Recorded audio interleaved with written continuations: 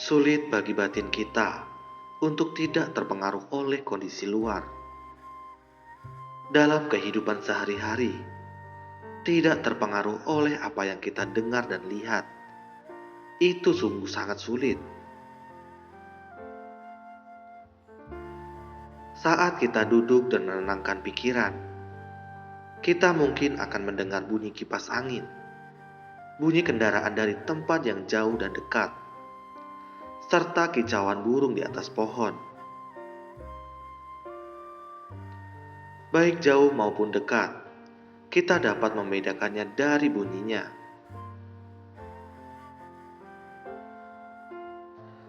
Saat kita menyadari bahwa bunyi sebuah kendaraan berasal dari tempat yang jauh, berarti pikiran kita terpengaruh oleh kondisi yang jauh.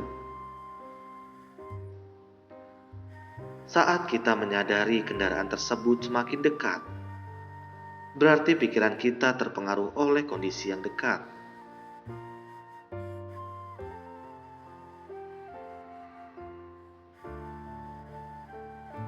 Bahkan, di tengah kondisi yang sangat tenang, kita juga bisa mendengar bunyi lirih dari kipas angin.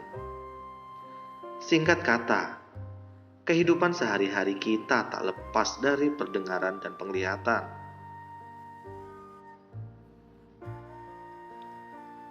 Batin kita seringkali bergejolak mengikuti bunyi yang terdengar, serta wujud dan warna dari materi yang terlihat.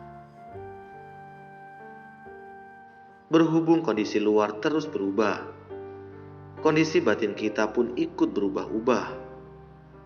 Karena itu, berada dalam suatu kondisi, tetapi tidak terpengaruh olehnya, itu sungguh sangat sulit.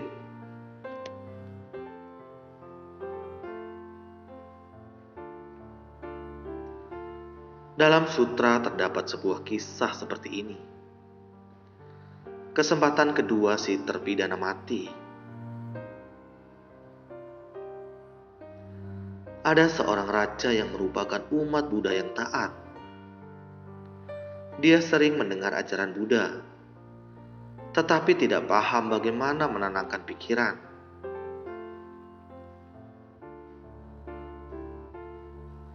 Suatu hari, dia berkata kepada menterinya, "Orang seperti apakah yang tidak akan terpengaruh oleh kondisi luar?" Sebagian menteri berkata, "Itu mustahil." Salah satu menteri berkata, "Ada satu cara. Yang mulia boleh mencobanya." Raja berkata, "Cara apa?" Menteri itu berkata, "Yang mulia bisa menggunakan terpidana yang akan dihukum mati dalam waktu dekat untuk melakukan percobaan. Letakkan semangkuk minyak di atas kepalanya dan katakan kepadanya bahwa asalkan minyak di kepalanya tidak tumpah, dia bisa terbebas dari hukuman mati.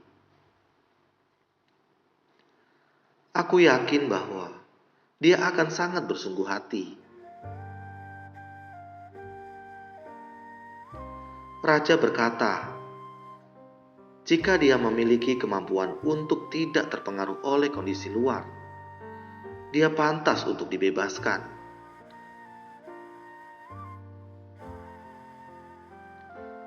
Lalu, seorang terpidana mati dibawa keluar. Raja berkata kepadanya, "Apa engkau ingin hidup?" Terpidana mati itu bersujud di hadapan raja dan berkata, "Yang mulia, jika diberikan kesempatan kedua, aku pasti akan memperbaiki diri."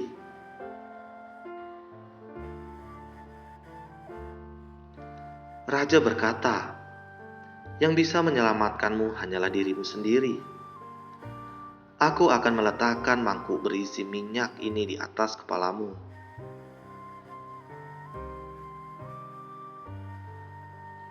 Jika tidak ada setetes minyak yang tumpah, hukuman matimu akan dicabut dan kamu akan bebas.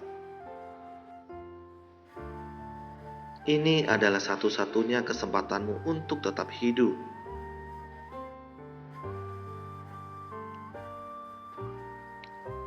Terpidana mati itu pun menerima tawaran raja.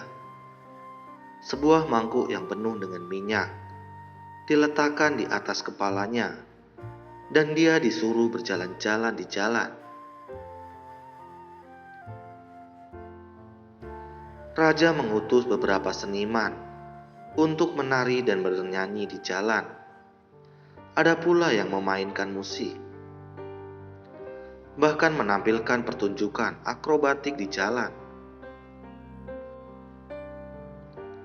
Namun, berhubung terdapat semangkuk minyak di atas kepala terpidana mati tersebut, maka dia sangat bersungguh hati pada jalan di depannya, dan mangkuk berisi minyak di atas kepalanya.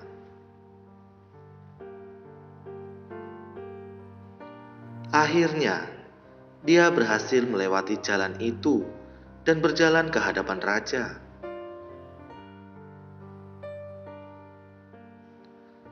Raja memerintahkan orang untuk memeriksanya, dan sungguh tidak ada setetes pun yang tumpah. Itu sungguh luar biasa.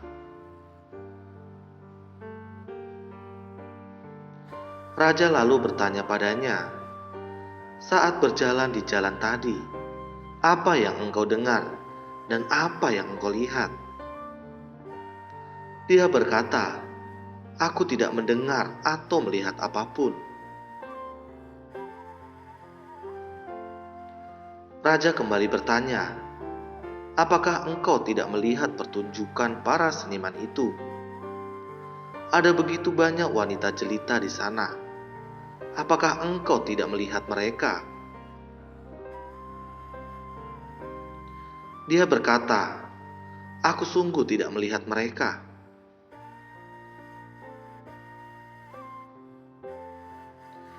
Raja berkata, "Apa yang engkau pikirkan saat itu?" Dia berkata, "Aku tidak memikirkan apapun. Aku hanya berharap tidak ada setetes pun minyak yang tumpah dari mangkuk di atas kepalaku. Inilah satu-satunya harapanku."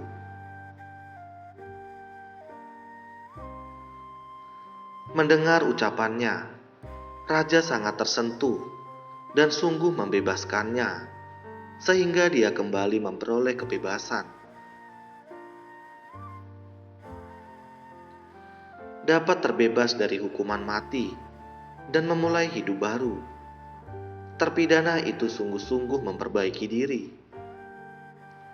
Dia menyadari betapa berharganya kehidupan yang bebas ini.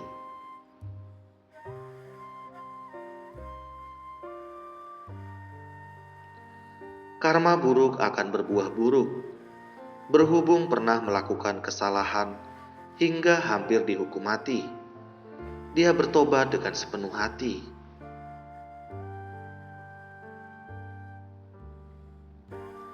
Jadi, dia pergi ke hadapan Buddha dan bertobat atas kesalahan masa lalunya, bahkan memohon untuk menjadi murid Buddha. Buddha berkata, "Dalam melatih diri, jika engkau bisa bersungguh hati, seperti saat ada semangkuk minyak di atas kepalamu itu, engkau telah menemukan kunci pelatihan diri."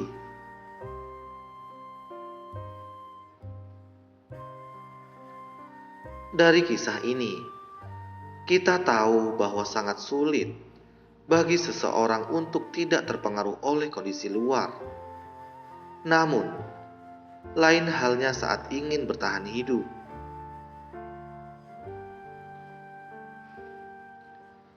Saat seseorang berada di ambang kematian, asalkan ada secerah harapan, dia akan menggenggamnya erat-erat. Demikianlah sikap orang yang berusaha untuk bertahan hidup. Namun, bisakah kita hidup selamanya? Tidak mungkin. Kini, hanya terpenting adalah jiwa kebijaksanaan.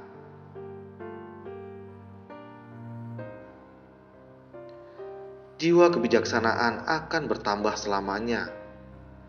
Bagaimana kita bisa mengembangkan kebijaksanaan dan menjaganya agar tidak ternoda oleh kondisi luar? Dalam kehidupan sehari-hari, kita harus bersungguh-sungguh melatih diri dan melatih jiwa kebijaksanaan kita yang murni agar tidak ternoda oleh kondisi luar. Untuk melindungi jiwa kebijaksanaan yang murni, hanya ada satu cara, yaitu lebih bersungguh hati.